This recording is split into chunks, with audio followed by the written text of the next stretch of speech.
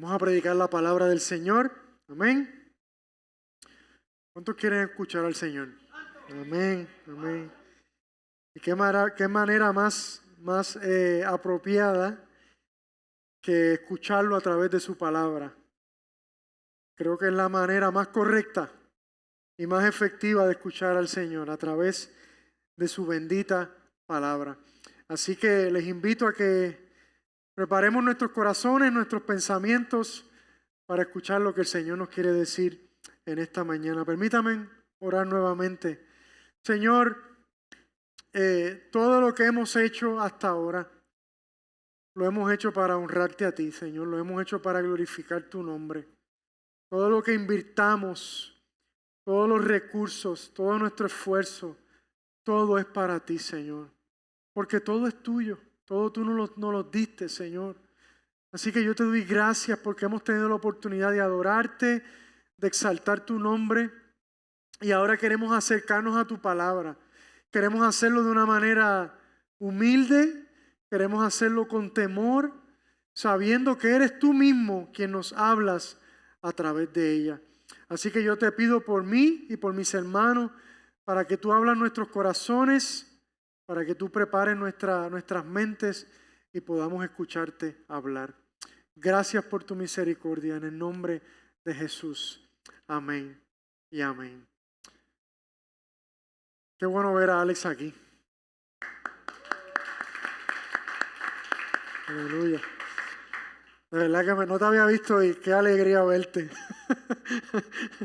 Qué alegría verte. Gloria a Dios.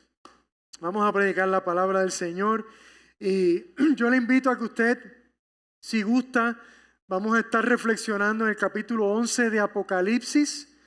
Capítulo 11 de Apocalipsis. Y si usted quiere abrir su Biblia o mantenerla, o prenderla y mantenerla prendida, pues hágalo, ¿verdad? Porque vamos a estar meditando en este capítulo 11 de Apocalipsis. Y la última vez que estuvimos reflexionando acerca de este capítulo y de esta figura enigmática que es los dos testigos, fuimos animados con las siguientes y contundentes verdades. Primero, vimos que si le hemos rendido nuestra vida al Señor Jesucristo y hemos nacido de nuevo, hemos recibido al mismo Espíritu que recibió Moisés y los profetas en la antigüedad, y por ende hemos recibido el mismo poder y la misma autoridad. Hemos sido llamados a ser testigos de Jesucristo y podemos hacerlo con toda confianza y autoridad, porque su testimonio es fiel y verdadero. Podemos testificar con toda confianza y autoridad porque no estamos solos. No solo somos parte de un mismo cuerpo, sino que el Espíritu Santo está con nosotros todos los días hasta el fin del mundo. Podemos confiar, podemos testificar con toda confianza y autoridad, porque el Señor nos ha puesto como portadores de su bendita y gloriosa presencia a donde quiera que vamos. Podemos testificar con toda confianza y autoridad, porque con su resurrección Jesús garantizó nuestra victoria. Podemos testificar con toda confianza y autoridad porque Él promete darnos la palabra indicada en el momento indicado. Y estas verdades las sacamos de esos versos del 4 al 6 de este capítulo 11. Entonces, luego de ver la imagen gloriosa de estos testigos, representando, como ya hemos dicho, a la iglesia, vemos ahora vamos a ver lo que aparenta ser una gran derrota. Si usted me acompaña a los versos 7 y 8, dicen así: cuando los testigos hayan terminado de dar su testimonio, la bestia que sube del abismo sin fondo declarará la guerra contra ellos, los conquistará y los matará. Y sus cuerpos quedarán tendidos en la calle principal de Jerusalén, la ciudad que simbólicamente se llama Sodoma y Egipto, la ciudad en la cual su Señor fue crucificado. ¿Qué simboliza esta aparente derrota de los testigos? ¿Qué mensaje quiso Jesús comunicarle a la iglesia del primer siglo? ¿Y qué nos quiere comunicar a ti y a mí en esta tarde? Ciertamente creemos que lo que Jesús quería o pretendía comunicar a través de estas imágenes tiene relevancia no solo para la iglesia del primer siglo, no solo para la iglesia a través de la historia, sino también para la iglesia en los días finales. ¿Cuál entonces era la relevancia para la iglesia del primer siglo?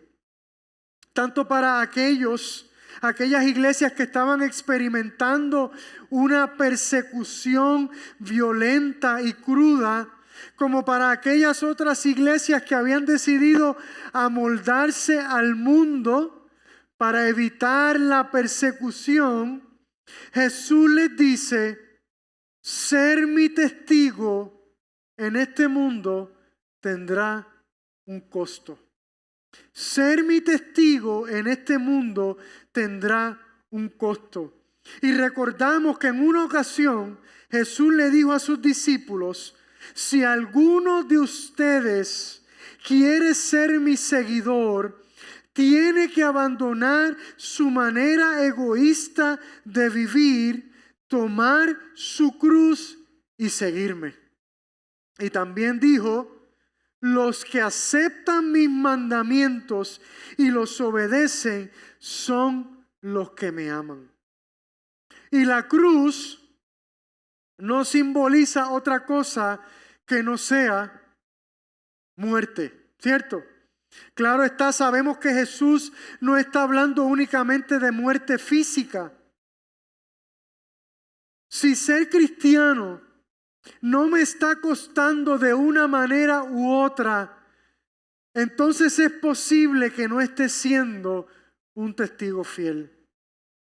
Si no me está costando mis riquezas, si no me está costando mi tiempo, mi agenda, mis planes, mis fuerzas, mi reputación, mis deseos, anhelos e intereses personales, entonces tengo que evaluar si realmente estoy siendo un testigo fiel de aquel que es el testigo fiel y verdadero, de aquel que lo entregó todo por mí y por ti.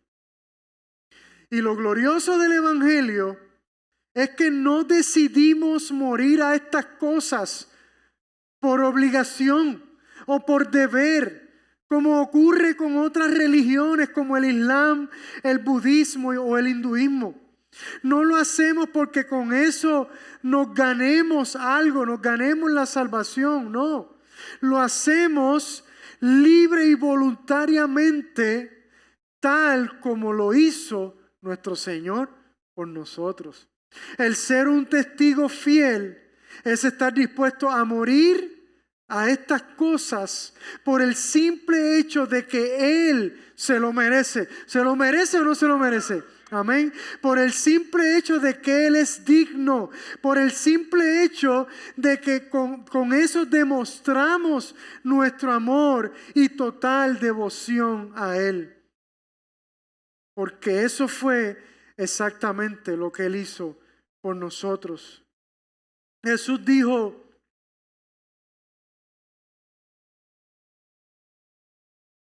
ya dije esto. Aleluya. No podemos olvidar que la iglesia que recibe esta carta está experimentando persecución a tal grado que han visto a algunos de sus hermanos entregar sus vidas por su fe. Y Jesús les recuerda que parte de ser sus testigos en este mundo de maldad implica que algunos probablemente experimentarán la muerte física. Y ciertamente es muy poco probable que uno de nosotros experimente la muerte física a causa de nuestra fe o del Evangelio, pero ciertamente experimentaremos la muerte de una manera u otra. De hecho, la palabra griega original que se traduce como testigo en este capítulo y en muchos otros es mártir. Y usted reconoce esa palabra, ¿verdad que sí? De donde viene la palabra que utilizamos para describir a aquellos que han entregado su vida a causa de su fe. Así que si los testigos representan a la iglesia, como hemos estado enseñando, y por ende a ti y a mí, entonces según estos versos, todos hemos recibido de una forma u otra el llamado a ser mártires. ¿Cuántos quieren ser mártires? Hicieron así, pero nadie levantó la mano. Todos hemos recibido ese llamado, amados y amadas. Así que algunos recibiremos el glorioso llamado a derramar nuestra sangre por nuestro Señor, pero todos hemos sido llamados a morir a nuestra manera egoísta de vivir. Entonces los versos del 7 al 8 simbolizan la respuesta del mundo de las tinieblas a la proclamación del Evangelio. Esto no es algo que únicamente ocurrirá en los días finales, sino algo que ha ocurrido desde la fundación de la iglesia y que sigue ocurriendo hoy día en muchas partes del mundo. Estos versos no solamente describen las circunstancias que estaban experimentando las iglesias del primer siglo y que sigue experimentando la iglesia universal hasta el día de hoy, sino que describe que en los tiempos finales serán caracterizados por una gran persecución. En esa expresión que usted ve ahí en el verso 7, cuando dice que cuando los testigos hayan terminado de dar su testimonio, significa no solo lo que ha ocurrido a muchos creyentes a través de la historia, no solo lo que puede ocurrirnos a nosotros, a ti y a mí, cuando decidimos salir al mundo a dar testimonio de Jesús, sino también lo que le ocurrirá a la iglesia en los días finales. Y en este capítulo 11, Juan introduce una nueva imagen o un nuevo personaje, por decirlo de alguna manera, al cual estará Juan haciendo referencia de ahora en adelante hasta el final de esta carta. Y esta nueva imagen es la bestia. Pero esta imagen no es nueva para Juan, tampoco es nueva para la iglesia.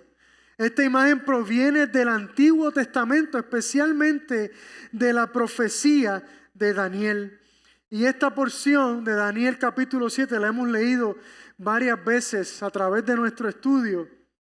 Mire lo que dice: anteriormente, durante el primer año del reinado de Belsasar en Babilonia, Daniel tuvo un sueño y vio visiones mientras estaba en su cama. Puso el sueño por escrito y esto es lo que vio. Esa noche, en mi visión, yo, Daniel, vi una tempestad que agitaba la superficie de un mar grande, con vientos fuertes soplando de todas direcciones. del agua surgieron 4 bestias enormes, cada una diferente a la otra. Y sabemos muy bien lo que estas 4 bestias representan. ¿Por qué lo sabemos? Porque en la misma profecía el Señor le revela a Daniel lo que significa. Y estas 4 bestias representaban para Daniel 4 grandes imperios de la antigüedad y no una criatura extraña. Estos imperios fueron descritos como bestias. ¿Por qué? ¿Por qué usted cree? Porque así mismo se comportaban, ¿verdad? Arrasaban con todo lo que se encontraban de frente, destruían, dominaban y esclavizaban a los demás pueblos y a las demás naciones. Y hoy sabemos que esa profecía se cumplió con los imperios, el imperio de Babilonia, el imperio medo-persa, luego el imperio griego y finalmente aquel imperio que estaba dominando al mundo en el momento que la iglesia recibe esta carta, el imperio romano. Así que no debemos pensar que la bestia en Apocalipsis es una criatura. No le llame bestia a nadie, hermano, por favor. No debemos pensar que es una criatura o una persona en particular, sino que la bestia representa un sistema opresor y de maldad. Pero en este caso, en el caso de Apocalipsis, ya no es un sistema opresor humano como en la antigüedad, sino un sistema espiritual. Porque ¿de dónde sale la bestia? Léalo ahí. La bestia sube del abismo sin fondo. ¿Ve? Así que podemos decir que la bestia en Apocalipsis representa el mundo de las tinieblas que se levanta contra la iglesia de Jesucristo. Así que ya cada vez que veamos esa imagen, mientras seguimos estudiando el Apocalipsis, ya usted sabe, tiene una idea de lo que representa. Esto nos recuerda nuevamente que nuestra lucha no es contra carne ni sangre. Así que el verso 7 no implica que esta bestia saldrá en algún momento a oprimir a los santos en los días finales y que ahora está guardadita allá en el fondo, sino que lo ha estado haciendo, ha estado oprimiendo a la iglesia y al pueblo de Dios desde la fundación de la iglesia. Y claro está, también implica que en los días postreros, en los días finales, esta opresión se intensificará. Así que el Señor le recuerda a la iglesia del primer siglo y a nosotros hoy que la persecución que ha sufrido y que sigue sufriendo y que seguirá sufriendo hasta el final, la iglesia de Jesucristo es producto de un sistema opresor de maldad en las regiones celestiales que se levantan en contra de los santos. Por eso el apóstol Pablo le dice a los corintios: nunca ignoremos las maquinaciones de Satanás. Esta bestia hace guerra contra la iglesia, contra estos testigos, y los vence. Y a veces parece ganar. ¿No nos sentimos así a veces? ¿No nos sentimos muchas veces que como iglesia o como cristianos nos están ganando? Como si el enemigo, estuviese ganando. Como si estuviese logrando acallarnos, como si cada día estuviese ganando más terreno, como si estuviese logrando que dejemos de ser relevantes en este mundo, como si estuviese logrando que nuestra predicación ya no tenga efecto. Pues así mismo se sentía la iglesia del primer siglo.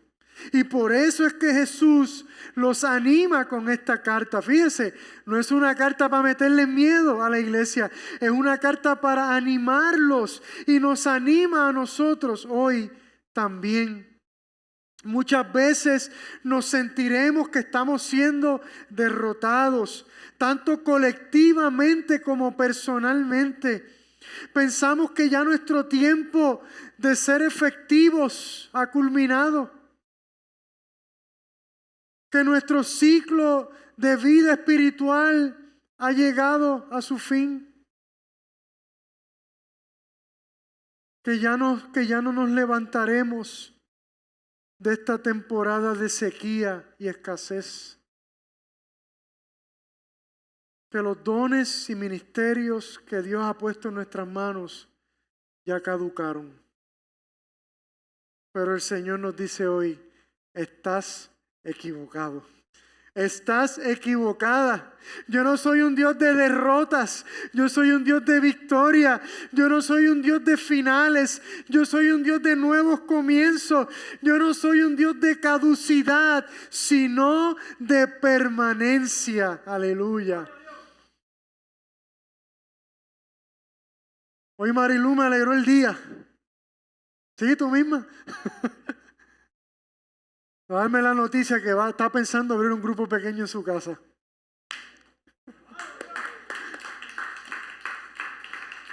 Mire, si usted quiere hacer el pastor feliz, usted dígale eso. Pues estoy pensando en un grupo pequeño en mi casa. Y usted me va a tener feliz. Marilu, ¿qué edad tú tienes? 80 años. Ella está pensando en abrir un grupo pequeño en su casa. ¿Usted puede creer eso? Amén, claro que sí, claro que lo podemos creer, porque el Señor es un Dios de permanencia, del cual sus dones no son irrevocables. El verso 8 utiliza una imagen ciertamente grotesca y sumamente humillante y deshonrosa. Y lo hace de una manera tan grave, porque refleja lo que estaba pasando en la iglesia en ese momento. Pero una imagen muy común para el pueblo de Dios a través de su historia. Profetas asesinados a causa de su mensaje y para colmo arrojados y pisoteados en las calles principales de la ciudad. Y para colmo privados de una sepultura digna y honrosa.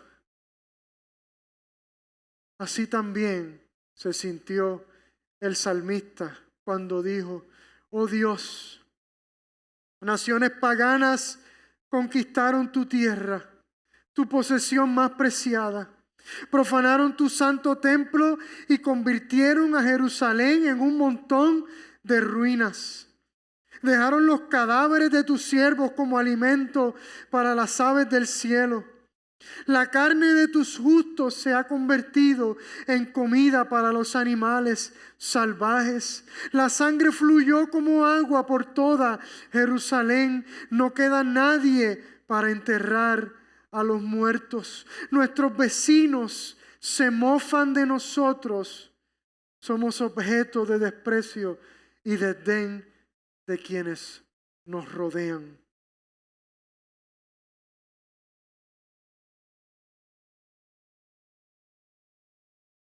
Por más que me encanta la Nueva Traducción Viviente, reconocemos que ninguna versión es perfecta, ¿verdad?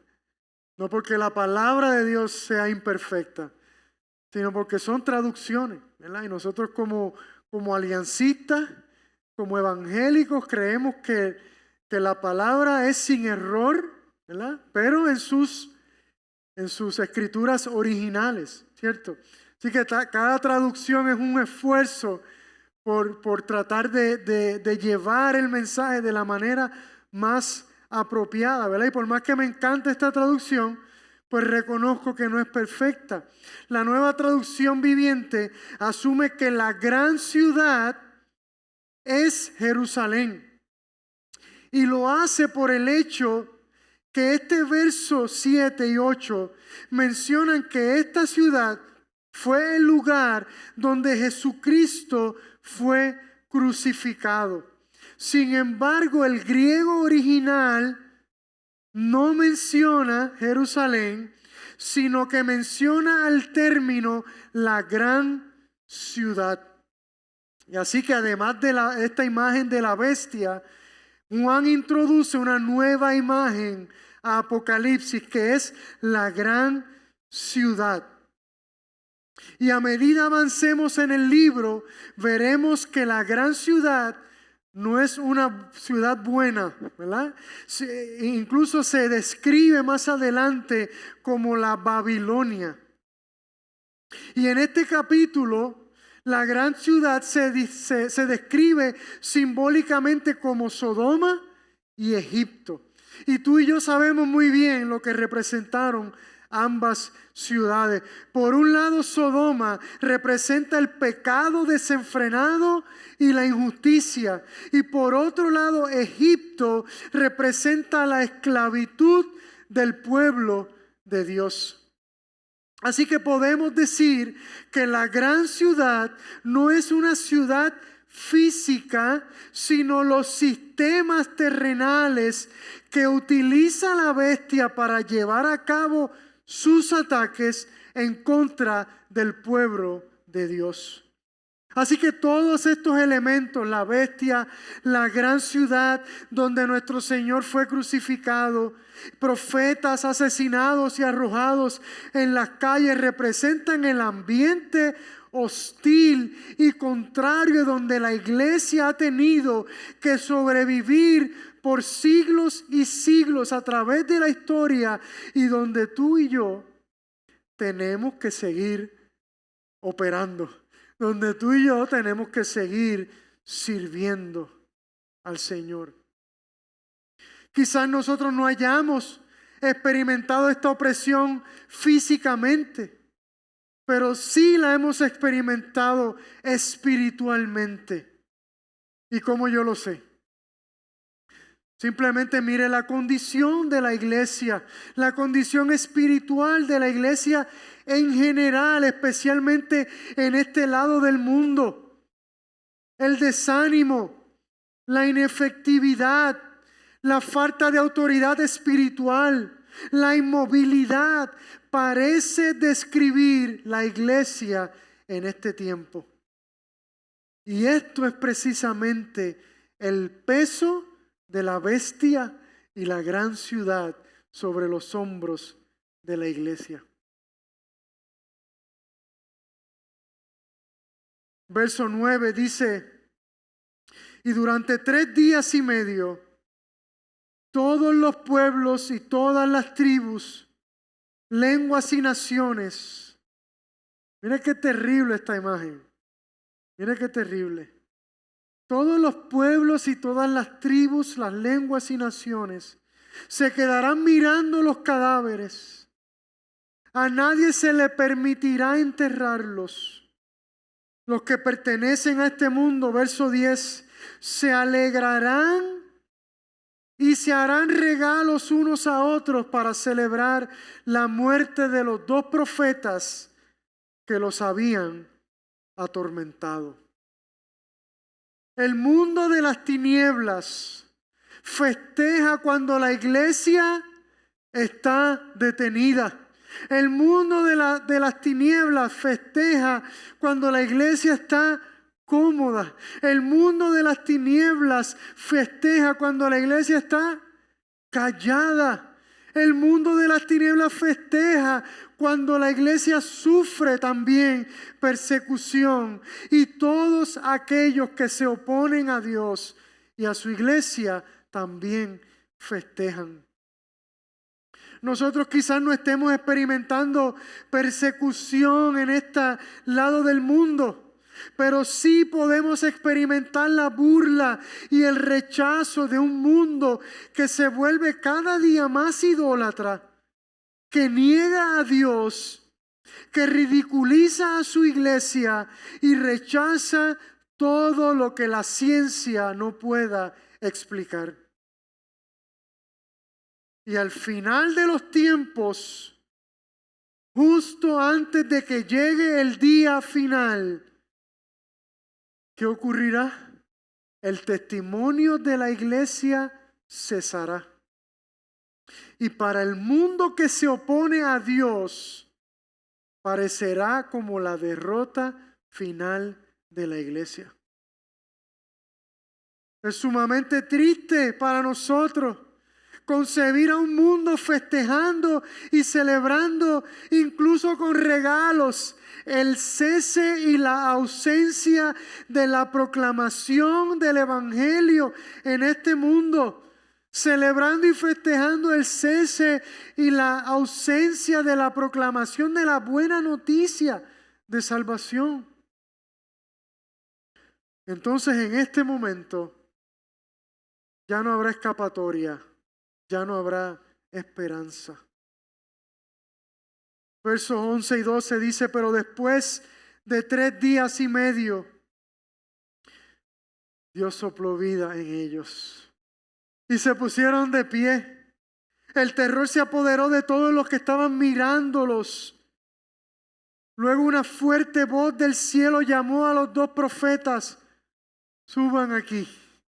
Entonces ellos subieron al cielo en una nube mientras sus enemigos los veían. La celebración durará muy poco tiempo. 3 días y medio. Y esto contrasta con los 3 años y medio que vimos al principio del capítulo 11. 3 años y medio que representa la era de la iglesia, la era profética de la iglesia. Entonces, de 3 años y medio, la celebración de esta gente va a ser más que 3 días y medio.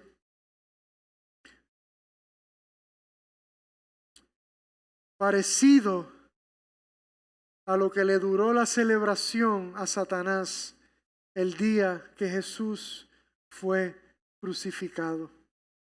La aparente derrota de la iglesia a través de la historia y especialmente al final de los tiempos será reivindicada, será transformada, nada más y nada menos que frente a la mirada atónita del enemigo de las almas y de sus huestes de maldad, y frente a la mirada de todos aquellos que se oponen al reino de Dios.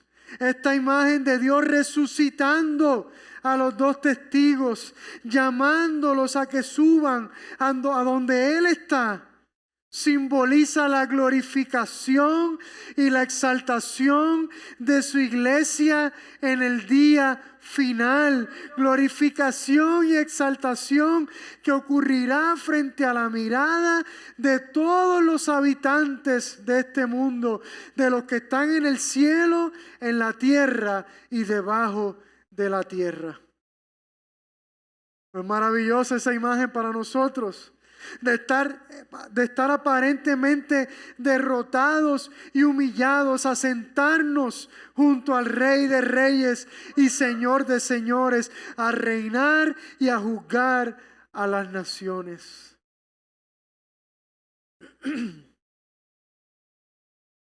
Verso 13 nos dice que en ese momento, en ese mismo momento, hubo un gran terremoto que destruyó la 10ª parte de la ciudad.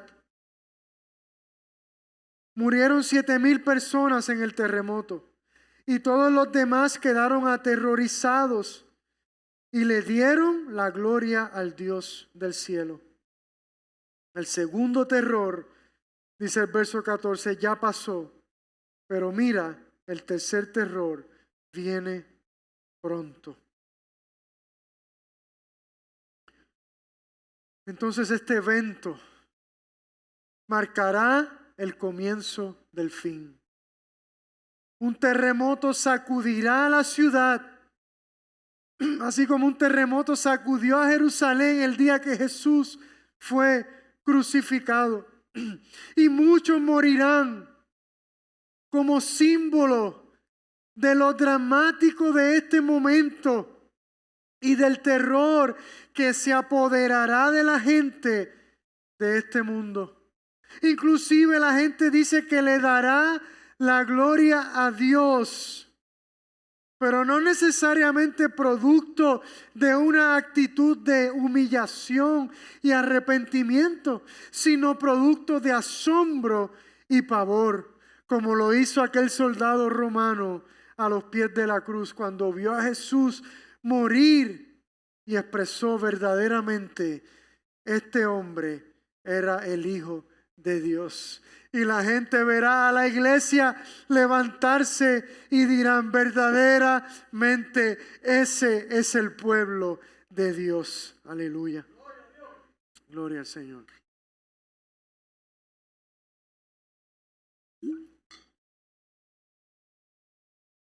¿Cuál entonces, amados, es el deseo de Jesús con esta imagen de los dos testigos? Con este interludio entre el toque de la sexta trompeta y el toque de la séptima trompeta, creo yo que es animarnos. Amén. Animarnos a seguir perseverando en medio de un mundo que se opone violenta y ferozmente a Dios y a su pueblo. Animarnos a seguir perseverando aun cuando nos sintamos en ocasiones derrotados. Animarnos a seguir perseverando aun cuando nos sentamos que la iglesia ha perdido efectividad y relevancia. Animarnos a seguir perseverando aun cuando nos sintamos que nuestros dones y ministerios han caducado. Animarnos a seguir perseverando, no mirando nuestras circunstancias presentes, sino mirando a aquel día cuando el Rey Jesús reivindicará a su iglesia ante la mirada de todos sus enemigos. Animarnos a seguir perseverando, mirando a aquel día cuando escuchemos la voz de nuestro Rey decir: levántate y sube aquí arriba y mira cómo pongo nuestros enemigos por estrado de nuestros pies. Aleluya. Gloria al Señor. Gloria al Señor. Iglesia, anímate a seguir adelante. Gracias, Señor.